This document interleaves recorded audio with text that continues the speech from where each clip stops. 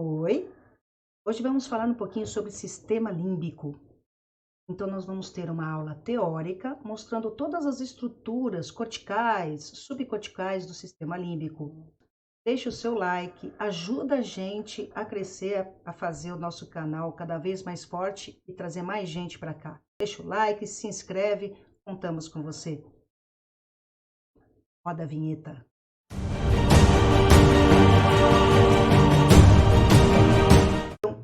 O que faz o sistema límbico? O sistema límbico então, é um grupo de estruturas que vai trabalhar, do grupo de estruturas do sistema nervoso, que vai trabalhar com a leitura do comportamento emocional e a natureza afetiva das percepções sensoriais. Divertidamente, ele mostra exatamente como é que seriam assim as emoções, ele foi uma sacada muito louca. E às vezes eu fico pensando se não tem uns carinhas que estão operando o meu cérebro assim também, sabe? A tristeza. E aí quando a raiva ela toma conta, ela pega a mesa só para ela, sabe? Eu acho que tem um pouco aí muito parecido com o meu comportamento, por isso que talvez eu tenha gostado tanto desse filme assim. Como é que a gente vai pensar nas emoções? Elas são o quê? Sentimentos subjetivos que geram manifestações orgânicas, físicas. Essas manifestações, essas respostas, elas podem ser de ordem visceral ou elas podem ser de ordem comportamental. Então, nós vamos dividir as respostas às emoções em dois grupos.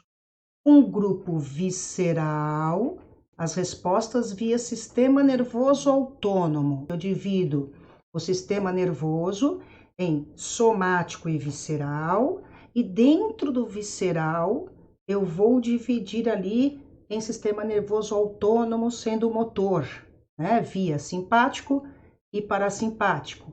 Então, o sistema nervoso autônomo é a porção do sistema nervoso responsável por alterar as funções das vísceras, como, por exemplo, ritmo cardíaco, ritmo respiratório, eriçamento dos pelos, reações intestinais, todas essas características, todas essas alterações vão acontecer via sistema nervoso autônomo.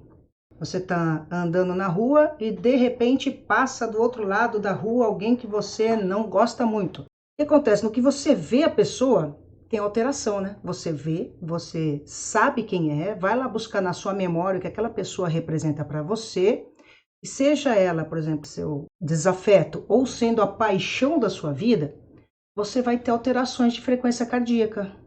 Então você tem alterações viscerais que não são controladas por você, não são voluntárias e vão acontecer via sistema nervoso autônomo.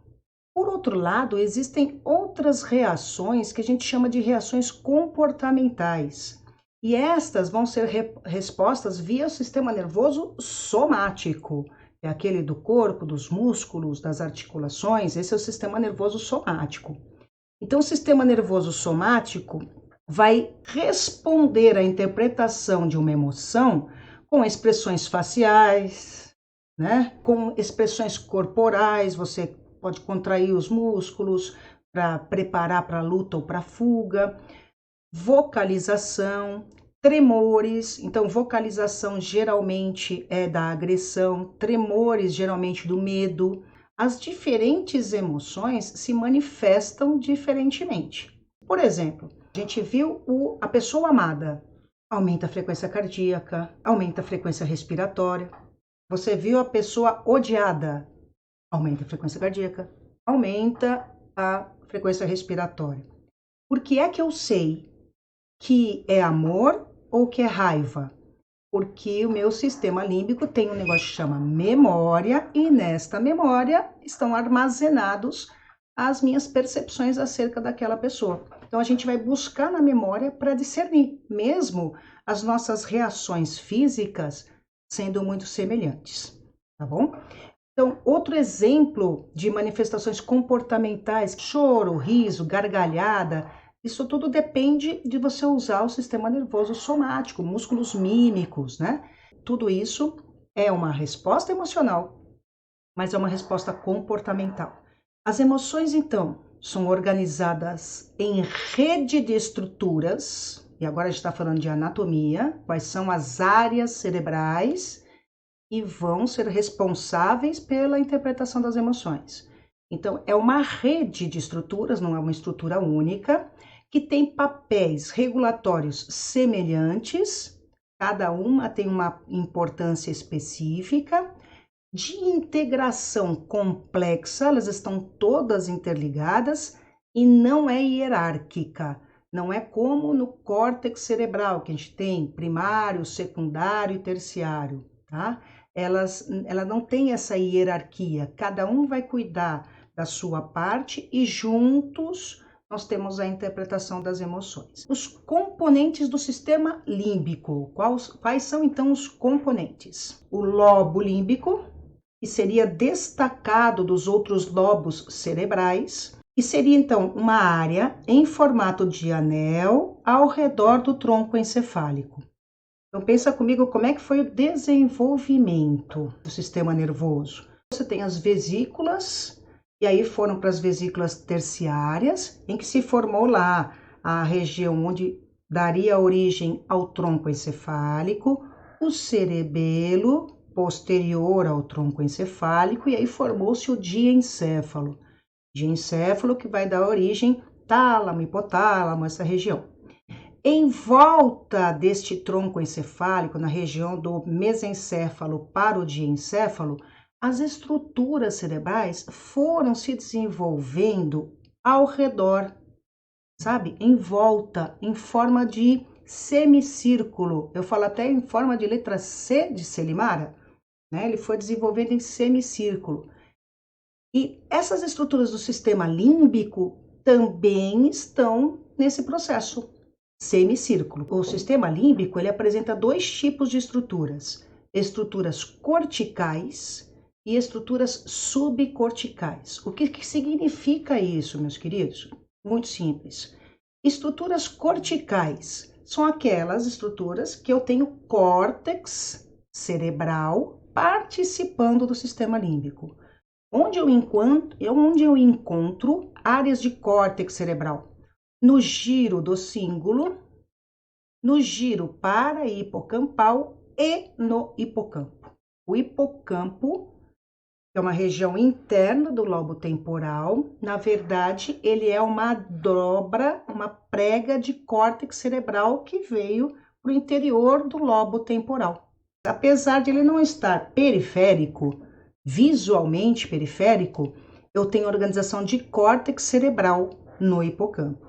As estruturas subcorticais são corpo amidaloide ou amígdala do encéfalo, formação hipocampal, que leva em consideração o hipocampo e outras estruturas do hipocampo, núcleos mamilares, núcleos talâmicos, tá? Núcleos mamilares. A gente vai olhar direitinho onde ele está, mas eles pertencem ao hipotálamo.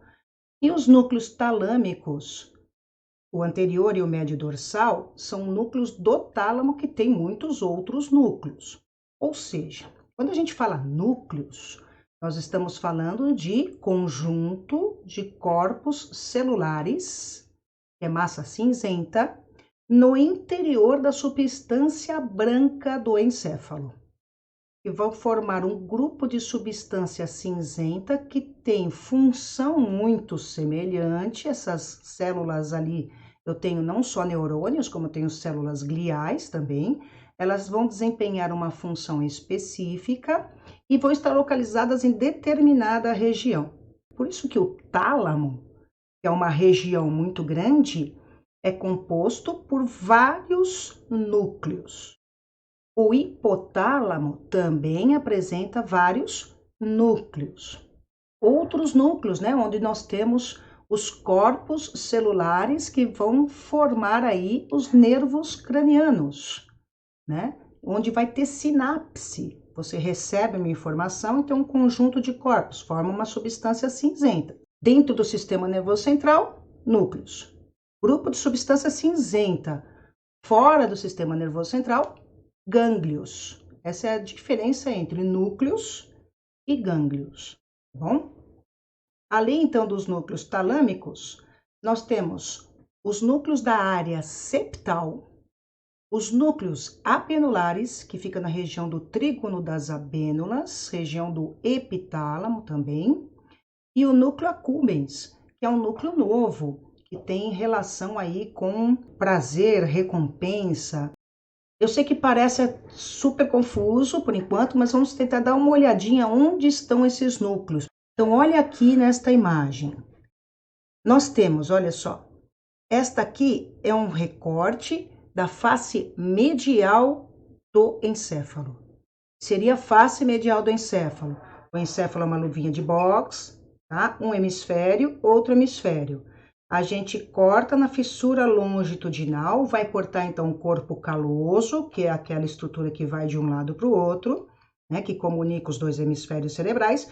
Corta o corpo caloso, separa o diencéfalo, em lado direito e lado esquerdo, corta outras comissuras, que são substância branca que comunicam os dois hemisférios, e aí a gente separa e faz uma vista, descarta uma parte e faz uma vista interna, tá? Então, aqui a gente tem região anterior, posterior, lateral. A gente vai olhar internamente, e isto aqui é uma face medial. E a face medial está mais próxima do plano mediano. Então, eu estou olhando aqui dentro, tá? Aqui por dentro, depois de cortar o corpo caloso. E o que eu consigo enxergar? Aqui nós temos o corpo caloso, para você ter uma referência, ok? Este é o corpo caloso. Então, a gente veio com a faca, veio aqui, a fissura longitudinal chega até aqui, e aqui eu precisei cortar. Primeira coisa que eu cortei, substância branca, que é comissura. Abaixo do corpo caloso, nós temos os ventrículos laterais do encéfalo.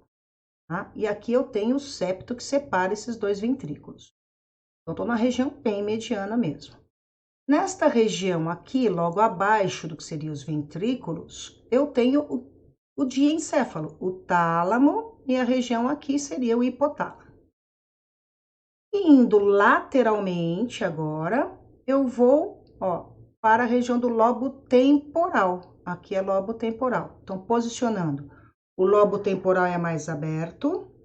Este aqui é a região frontal, onde está o lobo frontal. O frontal vai mais ou menos até aqui. Aí, parietal, o occipital estaria para lá. E aqui o temporal. Onde fica essa região? Lobo temporal, na verdade, é bem inferior, tá? Este aqui seria o hipocampo. E este daqui, se você pegar, olha, corpo caloso, acima do corpo caloso, você percebe aqui que tem um sulco, ó, um sulco aqui, que é o sulco do corpo caloso. Você tem um outro sulco aqui, este aqui é o sulco do cíngulo. Entre esses dois sulcos, forma-se uma área cortical, que a gente chama de giro. Região do córtex delimitada por sulcos, a gente chama de giro. É uma circunvolução, quando ela não tem nome, mas quando ela ganha um nome, a gente chama de giro. E este aqui é o giro do cíngulo, ó, ou giro cingulado, porque ele está em volta do corpo caloso. Perceba como todas essas estruturas aqui, elas têm esse formato de letra C virado para baixo, tá vendo? Ó? Arredondado, que a gente falou que se desenvolveu em torno do que estaria aqui medianamente, que seria o tronco encefálico. Então, o giro do cíngulo se projeta posteriormente aqui ao corpo caloso, continua formando este giro aqui, que é o giro para-hipocampal. E agora a gente já está na base do encéfalo. A região do giro para-hipocampal e a região do unco, né, que é importante para olfação. Então, olha aqui, o giro para-hipocampal e aqui nós temos a região do córtex do unco, no final do giro para-hipocampal. Internamente ao giro para-hipocampal, nós temos o hipocampo. Então, a informação pode vir para cá. Então, giro do cíngulo, giro para-hipocampal e hipocampo. Do hipocampo, tem córtex e tem substância interna do hipocampo. Formam-se, então, as fímbrias hipocampais, com substância branca, e vão formar um trato, que é este trato aqui, ó, que é o fórnice. E o fórnice flete superior e anteriormente, então ele sobe e dá a volta, de novo lá, inferior ao corpo caloso, ó. Dá a volta aqui e vem até a região anterior. E essa estrutura aqui é o corpo mamilar, que pertence ao hipotálamo. Tálamo e hipotálamo, que eu falei que parece cabeça de um passarinho, né? Então, a cabeça do passarinho era o tálamo e o bico do passarinho seria o hipotálamo. O corpo mamilar pertence já à região do hipotálamo. Então, a gente tem o fórnice terminando no corpo mamilar, que tem núcleos no seu interior, chamados núcleos mamilares. Então, do corpo mamilar sai o fascículo mamilotalâmico. Essa é outra coisa bem legal da gente aprender. Fascículo, trato, geralmente ele usa o nome de onde ele começa para onde ele vai. Então, mamilo talâmico sai dos núcleos mamilares e vão para o tálamo. A partir do tálamo, eles fazem o quê? Eles se projetam estimulando este giro do símbolo. E isto forma um ciclo. Percebe isso aqui, ó? Isto forma um ciclo de informações que foi bastante estudado. A partir, então, deste ciclo, que é o circuito de Papez, a gente foi acrescentando novas estruturas a esse ciclo mais básico. Quais estruturas foram acrescentadas? Vamos lá, o nosso referencial. Corpo caloso, então giro do símbolo. O giro do símbolo, giro para hipocampal, hipocampo aqui formando fórnice, núcleos mamilares. Núcleos mamilares, região do núcleo anterior do tálamo. Aparece aqui esta área chamada área septal, onde nós temos os núcleos septais, que é uma área próxima da comissura anterior, que fica bem, olha, você pegar aqui, ó, o corpo caloso, ela fica bem abaixo de onde estão os ventrículos cerebrais, os ventrículos laterais. E uma estrutura que segue aqui, ó, que é o septo, que separa os ventrículos. Então, eu tenho esta área que fica aqui no lobo anterior, né, o lobo frontal, que é a área septal. Lá bem próximo do hipocampo, nós vamos ter um outro núcleo super mega importante, que é o corpo amidaloide. E o corpo amidaloide se comunica, olha só, com a área septal pela estria terminal. Além disso, nessa região mais posterior do diencéfalo, nós temos o epitálamo. E do epitálamo tem uma região que é chamada abenular, os núcleos abenulares. Esses núcleos abenulares, então, formam uma estria terminal e vêm comunicar com a região do hipotálamo.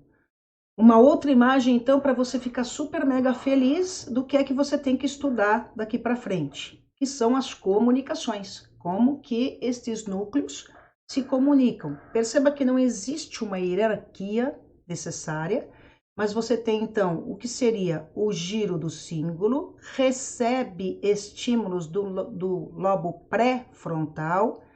Este lobo pré-frontal é o lobo da nossa inteligência, do prognóstico, é aquele córtex terciário. E você tem, então, o giro do símbolo, recebendo estímulos, ó, de várias outras áreas, trazendo informação para o hipocampo, mas também para o corpo amidaloide via giro parahipocampal. O giro parahipocampal, por sua vez, recebe estímulo de outras áreas. E aí, então, do hipocampo, você tem a formação aqui das estrias hipocampais, né, das fímbrias, e o fórnice. O fórnice vem trazendo a informação para os núcleos mamilares. Feixe mamilo talâmico para o núcleo anterior do tálamo, que distribui essa informação. Enquanto, ao mesmo tempo, olha só, o nosso corpo amidaloide pode vir estimular quem? Os núcleos aqui da área septal, os núcleos septais. E além de tudo isso, a gente tem a abênula estimulando também a área septal e a região talâmica, o núcleo mais anterior, os núcleos mais anteriores do tálamo. E também tem saída de informação, porque a gente tem as manifestações. E olha só, a saída de informação aqui se faz basicamente pela formação reticular, que é aquela área que envolve região no interior de bulbo, ponte, mesencéfalo, e aí pega um pouquinho até de diencéfalo, vários núcleos que colaboram com isso. É muito intrincada esta rede. A gente já sabe que este é o lobo frontal. Veja então uma vista inferior da base do encéfalo, em que você tem lá o bulbo olfatório e as informações olfatórias, né? Vai estria lateral, estria medial. As informações olfatórias são informações muito importantes para a nossa preservação da espécie. E elas se relacionam muito com estados de emoções, inclusive assim, o nojo, né? Então, a gente sente um cheiro e a gente não acha aquilo legal, a gente tem uma sensação de nojo. Ou a gente sente um perfume e a partir desse perfume eu me lembro de uma ocasião muito bacana da minha vida, isso me traz felicidade, me traz alegria, sabe? Você tem o bulbo olfatório, e aí nós temos as vias olfatórias, que vão ser processadas na região, olha só, do unco. Você tem o giro paripocampal e o unco aqui. O unco é o que a gente chama de rinencéfalo. O rinencéfalo tem alta ligação com as emoções, lembra? Preservação da espécie. Se a gente sentir um cheiro ruim que pode me fazer mal de um alimento, eu vou rejeitar esse alimento. Se a gente pensar isso em animais inferiores, passa a fazer mais sentido. Então, olha onde está o unco, olha onde se localiza aqui a região do hipotálamo e os corpos mamilares, tá? Então, aqui os corpos mamilares, onde eu tenho os núcleos mamilares, o unco e lateralmente ao unco, interiormente, não é o córtex, tá? Mas interiormente tem um núcleo, que é o corpo amidaloide. Então, o corpo amidaloide fica nesta região aqui, entra ali próximo, né, superior ao giro paripocampal e ao unco. Então, é nessa região que ele fica, ou seja, tudo isso daqui tem alta comunicação e alta relação. Do sistema límbico, a gente tem o circuito de Papez, que foi o primeiro que se estudou, e aí ele fechou aquele circuito de Papez. Passou-se um pouco tempo, outros estudiosos perceberam que às vezes você lesionava uma região, por exemplo, o hipocampo, né, do circuito de Papez, e as pessoas que tinham lesão de hipocampo tinham alterações emocionais, mas mais importante do que isso, elas tinham alteração de memória. Elas tinham dificuldade de resgatar memória ou de guardar novos eventos, que a gente chama de amnésia. Mas começou-se a perceber que esta área do circuito de Papez tinha funções emocionais, mas estava muito mais ligada a padrão de memória, inclusive memória emocional. Então, hoje, nós assumimos o seguinte: o circuito de Papez tem importância para as emoções, mas mais no que está vinculado à memória.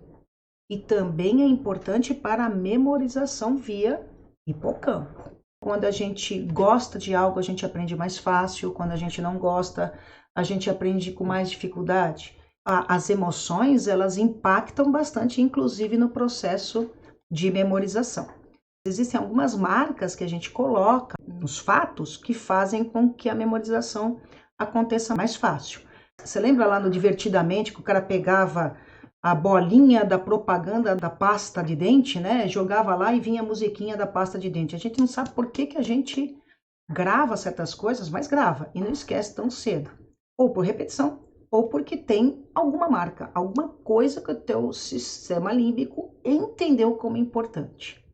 E estas outras estruturas do sistema límbico, amígdala, o corpo amidaloide, que é o nome anatômico dela, a gente não chama mais amígdala da garganta, a gente chama de tonsila palatina, e a gente não chama mais de amígdala do cérebro, a gente chama de corpo amidaloide, para conseguir diferenciar essas duas estruturas. A área septal e o giro do cíngulo na região anterior dele, bem próxima do lobo frontal, são estruturas ligadas necessariamente com o circuito das emoções. Então a gente já conseguiu até estudar de colocar anestésicos, produzir lesões e ver comportamento emocional mudando. Você produzir raiva no animal com uma lesão ou você produzir tranquilidade. Tudo para ele tá bom, satisfação acima de tudo. Você pode dar uns tapas no bicho que o bicho achando maravilhoso. Por quê? Porque ele perdeu aquela área e de um desses núcleos que era importante para isso. Penso que neste momento é mais importante você conseguir conceber todas essas ideias para depois ajustar o teu estudo. E aí você vai, tristeza, quais são as áreas? Raiva, quais são as áreas, as regiões? Então, depois que você conseguiu entender o sistema límbico, você passa para estudar as emoções, particularmente as respostas emocionais. Enquanto você não conseguir entender como essas coisas se comunicam, não vale a pena partir para a segunda fase. Espero que você tenha gostado. Então, deixa aqui os comentários do que você gostaria de aprender, do que foi mais bacana para você nessa aula, para a gente continuar a fazer conteúdo cada vez melhor, tá bom? Deixa o seu like aí e até a próxima. Bons estudos!